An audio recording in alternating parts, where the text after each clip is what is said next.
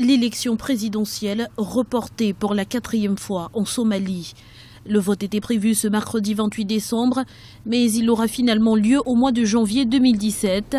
En cause, une modification du nombre de sièges à la Chambre haute du Parlement chargée de désigner le nouveau chef de l'État. Problème du point de vue de la constitutionnalité de cette élection, puisque il y a des sièges qui ont été ajoutés à l'une des instances qui doit être pourvue, donc notamment le nombre de sénateurs qui a été augmenté de près de 20 sièges. Donc cela pose un problème constitutionnel et ça n'a pas été approuvé par l'ensemble de la classe politique.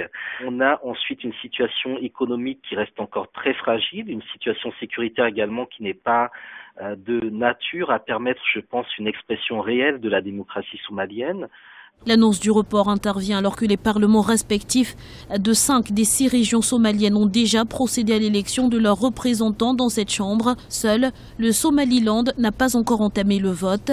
L'organe chargé d'inspecter les contentieux électoraux a déjà reçu plus d'1 millier de plaintes, d'où les inquiétudes quant à l'issue du processus électoral. Il y a la nécessité de poser le projet de société d'une Somalie réellement réunifiée, et cela, à l'heure actuelle, les différents dirigeants politiques n'ont pas été en mesure de donner une orientation très claire à l'avenir qu'ils veulent donner à la nation somalienne. Les membres du Parlement, qui sont élus par quelques 14 000 délégués choisis par les clans, devraient toutefois être assermentés ce mercredi.